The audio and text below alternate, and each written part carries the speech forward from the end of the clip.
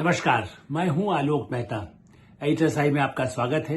हमारा अनुरोध है कि आप एचएसआई देखें, लाइक करें, सब्सक्राइब करें, मित्रों को, ग्रुप्स को फॉरवर्ड करें और उनसे भी आग्रह करें कि वे भी सब्सक्राइब करें ताकि अधिकाधिक दर्शकों तक हमारी बात नियमित रूप से पहुंच सके। उनके कमेंट्स और आपके कमेंट्स भी हमको बराबर मिल सके, हमेशा उसका स्वागत है। सिंदूर के साथ महादेव, जय महादेव। आमतौर पर टीका लगा करके जय जयकार होती है और सोमवार का दिन, इसलिए जब सिंदूर की चर्चा हो, आप समझिए, सिंदूर माथे की बिंदी, भारत माता के लिए जब कहीं कोई खतरा हो, इसी तरह उन माता बहनों को जिनके परिवार के, उनके पति, उनके भाई, उनके पिता, उनके परिजन, उनका सिंदूर पहुंचने की कोशिश जिन पाकिस्तानी आतंकवादियों ने किया, और इसीलिए भारत ने सिंदूर ऑपरेशन कर उन आतंकवादी ठिकाने, 9 आतंकवादी ठिकानों को नष्ट किया। आज जय महादेव ऑपरेशन में 3 पाकिस्तानी आतंकवादी मारे गए। सेना की कई दिनों की प्रयास के बाद 97 डेज, अंदाज लगाइए, 100 पूरा होने वाला था, 100 की गिनती, चूंकि भगवान श्री कृष्ण ने कहा है ना 100 तक माफ है, तो इसलिए खोज जारी थी। ये सोचा गया, माफ नहीं, ये कहा गया कि भाई कहीं न कहीं उनको बीच में और टेररिस्ट मारे गए जो कोई कोशिश कर रहा है या कोई सहायता कर रहा है। लेकिन भारतीय सशस्त्र सेना, भारत का सीआरपीएफ, जम्मू कश्मीर की पुलिस, बहादुर जवान और टेक्नोलॉजी, सैटेलाइट, दूसरे हमारे पास जो आधुनिकतम, जैसे कह सकते हैं, जो पता लगा सके कि कहाँ जंगल में, घने जंगल में, वैसे ठीक है श्रीनगर के पास ही टचिगाम हिल्स, माने ऐसी बिल्कुल जो ऐसे हिली इलाका है और जंगल में ऐसे छुपे हुए, कहाँ छुपते रहे हैं। उसके बाद भी निशाना बना करके उनमें एक आतंकवादी, हाशिम मूसा कहे, सुलेमान शाह कहे, अक्सा मूसा कहे, नाम तो वो लोग बदलते रहते हैं, इसमें कोई शक नहीं। और अभी इसकी पुष्टि, चूंकि उसका डीएनए वगैरह भी किया जा रहा है या आर्मी के ही अधिकारी, चूंकि जब हम चर्चा कर रहे हैं तब भी जो बताया गया मुझे सेनाधिकारियों की तरफ से, जो सरकार को सूचित करते हैं और या मीडिया को जब बताते हैं, तो उन्होंने पहले कहा था कि आज पुष्टि होगी, लेकिन फिर भी चूंकि तीनों को और कुछ ऑपरेशन अभी जारी है, महादेव ऑपरेशन जैसे सिंदूर ऑपरेशन भी खत्म नहीं हुआ। जब भी कोई आतंकवादी कोशिश होगी तब तो बहुत ही करारा बने, पाकिस्तान को तो मुझे लगता है कि बिल्कुल मिट्टी में मिलने की स्थिति है। इसलिए आज का दिन इतिहास का दिन होगा। 97 डेज के बाद एक तरफ सिंदूर ऑपरेशन पे भारत की संसद में, भारत की लोकसभा में गरज रहे रक्षा मंत्री राजनाथ सिंह, पास में बैठे गृह मंत्री अमित शाह, साथ में बैठे विदेश मंत्री जयशंकर और प्रधानमंत्री नरेंद्र मोदी। तो पूरा देख रहे, संसद में होना जरूरी नहीं, लेकिन उन्हीं के जब पूरा ऑपरेशन, वो जहां जहां कुछ कार्रवाई होती है तो उसका वो बिल्कुल मॉनिटरिंग वैसे ही करते हैं, नजर रखते हैं। पुष्टि उनको बाद में होती है, लेकिन वो उन बातों के लिए, चूंकि उनका ही संकल्प है।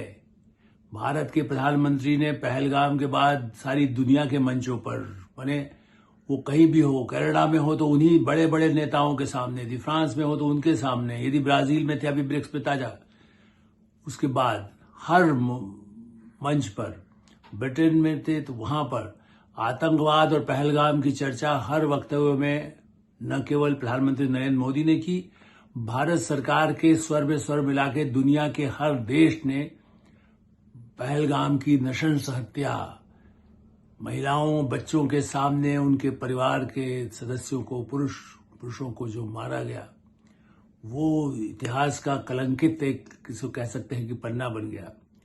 और इसलिए आतंकवाद की लड़ाई जब छिड़ी है, वैसे प्रधानमंत्री नरेंद्र मोदी अभी नहीं, पहले भी 2017 में भी कह चुके थे कि अब हमारा लक्ष्य आतंकवाद को खत्म करने के लिए हम किसी भी जाएंगे। पहलगाम के बाद तो उन्होंने निर्णायक लड़ाई का घोषणा कर दी है। जब भी कोई आतंकवादी घटना होगी तो जवाब करारा दिया जाएगा, और ऐसा दिया जाएगा जैसे इस बार कहा गया कि आतंकवादी ठिकाने नष्ट कर दिए गए। बड़े पैमाने पर, यही नहीं उनके सैन्य हवाई अड्डे जब उन्होंने कुछ हरकत की तो वो खत्म किए गए। इस दृष्टि से आज ये मूसा हो या चूहा हो, जो चूहा है ना जो ढूंढता है, सुअर है वो कहीं ऐसे ऐसे घूमता है गंदे और जाकर के कहीं छुपने की नाले के अंदर छुप जाता है, घुस जाता है। लेकिन ये तो सुअर से भी बदतर जिस तरह से जो होता है आतंकवादी, ये घिनौने नाखून और उनके जो हथियार उनके पास है, AK-47 तो कम अमेरिकन कहाँ से ले आते हैं वो, ये भी एक आश्चर्य की बात है।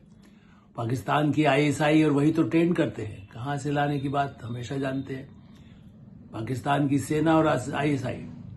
और इसीलिए महादेव का घोष जब वाराणसी में हो, सोमनाथ में हो या उज्जैन के महाकाल मंदिर में हो, आज महादेव की जैसे कह सकते हैं कि सिंदूर वहां से जो लगाया जाता है, हनुमान जी को भी सिंदूर चढ़ाया जाता है वैसे, उस दृष्टि से, और सिंदूर तो महिलाओं का भी है मांग भरने के लिए, इसलिए वो दोनों का कुछ ऐसा संयोग हुआ है जो कोई पहले से नहीं कोई होता है, क्योंकि इतने दिनों से तलाश थी। दिन में 11 बजे 12 बजे आप कई उन्होंने, ये तो बुढ़भेड़ है, वो तो अपने पास हथियार कितना ही गोला बारूद उनसे मिला, उनके पास टेलीफोन और वो मिला।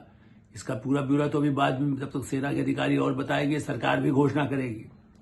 और इस समय जबकि प्रतिपक्ष यही आवाज उठा रहा है, बताइए वो कहाँ है? अरे भाई, आतंकवादी को ओसामा बिन लादेन को मारने में कितना समय लगा था? कोई अगले हफ्ते 15 दिन में हो गया था। या ये किसी ने पूछा क्या? अमेरिकन राष्ट्रपति से पूछा गया था कि कैसे क्यों हो गया 9/11 जो है वो कैसे हो गया? ये उनसे पूछा गया था क्या? नहीं।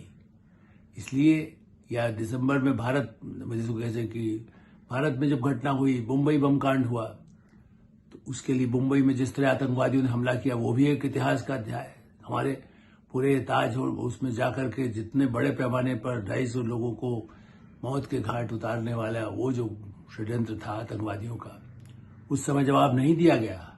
लेकिन अब तो एक के बाद एक, पहले उनकी सीमा में घुस करके आतंकवादी ठिकाने पर दिखाया गया था कि अब देखिए समझ जाओ, ठीक है उसमें जो नुकसान हुआ, लेकिन इस बार जब उन्होंने पहलगाम में किया, यही बात सिंदूर ऑपरेशन पर जो पिछले एक हफ्ते से बहस का मुद्दा बना हुआ था, सर्वानुमति बना करके तय हुआ। सुबह कुछ अड़चन किया प्रतिपक्ष ने, राहुल गांधी तो अभी फिर से अपना बिहार चुनाव की तरफ उन्होंने सोचा मोड़ दें, सरकार अपना कुछ न कह पाए।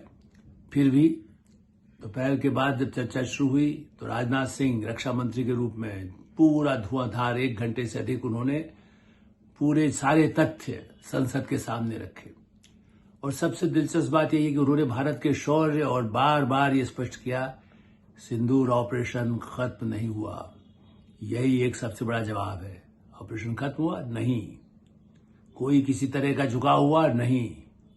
उन्होंने बल्कि जो सवाल किया कि प्रतिपक्ष से अपेक्षा थी, भारत के इतिहास में प्रतिपक्ष में तो Bharatiya Janata party, Samajwadi party, socialist party, communist party, कितनी ही पार्टियां रही है, स्वतंत्र पार्टी, जनता दल, जनता पार्टी, कभी ये पूछा जाना चाहिए प्रतिपक्ष से कि हमने उनका कितना नुकसान किया। लेकिन नहीं, ये नहीं पूछा गया है। प्रतिपक्ष ये पिछले महीनों में 2 महीने में बराबर ये कह रहा है कि ये बताइए कि भारत का कितना गिरा, भारत का कितना, पाकिस्तान का कितना गिरा। इसलिए उन्होंने ये कहा कि भाई यदि जो रिजल्ट आता है परीक्षा में, कोई बहुत टॉप पर पास होता है, तो उससे आप ये पूछते हैं कि उस समय बीच में तुम्हारा पेन, बीच में कुछ हो गया था, तुमने स्याही दूसरा पेन बदला, या तुमने पेंसिल तुम्हारी टूटी थी, तुमने फिर उसको ठीक करके फिर से कैसे जवाब दे दिए। ये एक सरल उत्तर प्रतिपक्ष का बहुत ही राजनाथ सिंह ने, चूंकि कभी शिक्षा मंत्री भी उत्तर प्रदेश में रहे, शायद उन्होंने वो मतलब जो अनुभव के आधार पर जो वो बात भी कह दी जो बच्चों के लिए भी समझाने के लिए आवश्यक होती है कि हम तुम्हारे रिजल्ट देखेंगे, कितने घंटे पढ़ाई की ये नहीं सवाल है, सवाल है कि रिजल्ट कितना आया। टॉपर होना तो इंडिया ने, दुनिया में ऐसा कौन सा देश है जिसे इस तरह के ठिकानों पर जो अपने पड़ोसी आतंकवादी, इतना बड़ा शक्तिशाली परमाणु शक्ति संपन्न देश हो, उसके हवाई अड्डे के दरवाजों पर मैंने से, ताकि हवाई जहाज वहां से उड़ ना सके, उनके एयरफील्ड को नष्ट कर दिया। राजनाथ सिंह जी ने ये बातें पहले आ चुकी, इसलिए मैं उसको रिपीट नहीं, लेकिन फिर भी आज का मौका ऐसा है जब जय महादेव हो रहा है, जब जय सिंदूर ऑपरेशन पर संसद में पहली बार उस पर विस्तार से चर्चा हो रही है और इस जारी रहेगी। अभी अगले 3 दिन आपको संसद में वही सब उसकी वो तथ्य एक के बाद एक। विपक्ष के अपने ठीक है, उनकी पूछना लोकतंत्र में अधिकार है, या चिंता भारत की सुरक्षा, हम कितना मजबूत हैं, भारत कितना आत्मनिर्भर है। राजनाथ सिंह जी ने यह भी स्पष्ट किया कि भारत अब वो भारत नहीं है, बदला हुआ भारत है प्रधानमंत्री नरेंद्र मोदी के नेतृत्व में।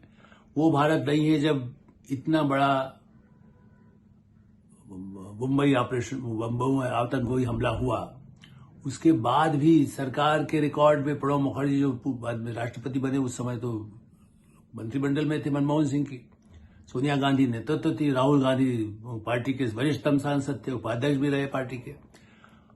उस समय तो कह दिया गया कि नहीं, कोई जवाब नहीं देना है, पाकिस्तान से बात करना है। इतनी बड़ी घटना सारी दुनिया में 9/11 के बाद वही है भारत 26/11 जो भारत का हुआ।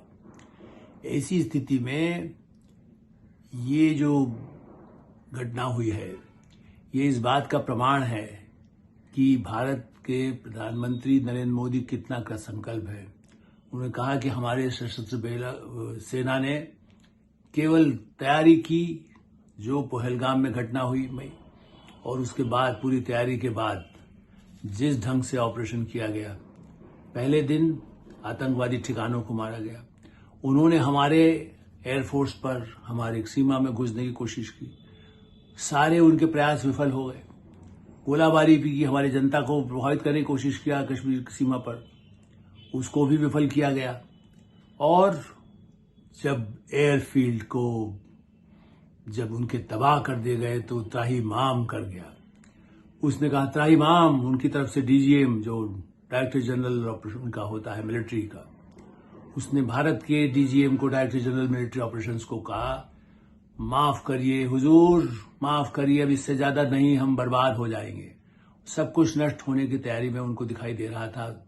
उनको बाहर से सलाह भी दी गई, जो रक्षा मंत्री ने इस मुद्दे पर अभी नहीं बोला, हो सकता है विदेश मंत्री या जयशंकर इस पर बताएंगे कि भारत को किसी ने नहीं कहने की हिम्मत हो सकती है। उनको चिंता जरूर होने लगी थी कि परमाणु ठिकाने उनके पास है, तो जो उसके एक दो मित्रों, जबकि चीन ने भी, रक्षा मंत्री राजनाथ सिंह ने आज ये भी बताया, एक तरफ जय महादेव हो रहा था, जय महाकाल हो रहा था, वाराणसी चुन करके आए प्रधानमंत्री नरेंद्र मोदी, और इसीलिए भोलेनाथ की जय करके जो सेना ने, उधर ऑपरेशन श्रीनगर में चल रहा था, इधर संसद में राजनाथ सिंह जी ने कह दिया कि देखिए, ये स्पष्ट है, प्रधानमंत्री नरेंद्र मोदी का पूरा निर्देश है कि किसी भी कीमत पर छोड़ना नहीं है, कहीं भी होगा उनको पाताल से भी ढूंढ कर लाना होगा, मारना होगा उनको। जैसे जो आतंकवादी जिन्होंने भारत माता के, भारत के लोगों को, भारत की माता बहनों के साथ जो अत्याचार किए हैं, अब आतंकवाद पर जो वहां से प्रेरित होता है।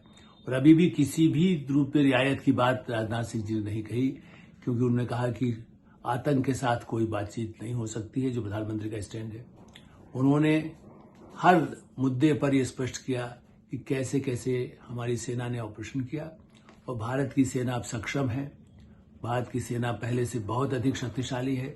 हमारे जवान इसके लिए हमेशा सतर्क हैं, सीमाओं पर भी हैं, और रक्षा के लिए, भारत की जनता के लिए, भारत की भविष्य के लिए किसी भी स्थिति से निपटने के लिए तैयार है। वो परमाणु की धमकी देता है, वो कभी टुकड़े हमें करने की बात करता है, लेकिन भारत इस बारे में बिल्कुल स्पष्ट है कि आतंकवाद से लड़ाई में निश्चित रूप से अब कोई माफी, क्षमा, वार्ता आतंकवाद के मुद्दे पर नहीं हो सकती कि हम वो भी रहेगा, समझौता करते हैं, आतंक हम करते रहेंगे। वो अब भारत बर्दाश्त नहीं करने वाला है। इस पर संसद में बार बार जय जयकार, भारत माता की जय भी हुई। अब ठीक है, राहुल गांधी अपना पक्ष, वो जो उनकी शंकाएं हैं प्रतिपक्ष की, लेकिन हाँ, वो दूसरे देशों पर भरोसा करने को तैयार है। चीन जब पहलगाम की घटना पर संयुक्त वक्तव्य में ब्रिक्स में भारत के प्रधानमंत्री के बाकायदा बार बार आह्वान के बाद चीन ने भी ये कहा, उसकी भर्त्सना की, आतंकी पहलगाम की घटना की भी की, फिर भी आप कहे कि नहीं, हमें क्या हुआ, हमारा कितना नुकसान हुआ। तो ये राहुल गांधी का जनता ही उसको जवाब दे सकती है, हम और आप क्या देंगे। इतना निश्चित है कि आतंक की लड़ाई का एक पहला और चरण भारत की सीमा में घुसा हुआ, जो अंततोगत्वा मूसा हो, भूसा हो, उसके साथ के और जो उस वहां से घुसपैठ करके आए, अब भारत का सूचना तंत्र इतना मजबूत हो चुका है पता लगाने का जिससे कि जो घुस के आए थे घुसपैठिए उसकी सहायता के साथ में मिलने के लिए वो भी मारे गए। एटस आई में यही विराम देते हैं। आप एटस आई देखते रहें, लाइक करें, सब्सक्राइब करें, मित्रों को उसको फॉरवर्ड करें और आपकी कोई राय हो तो उससे हमें अवश्य अवगत कराएं। धन्यवाद, नमस्कार।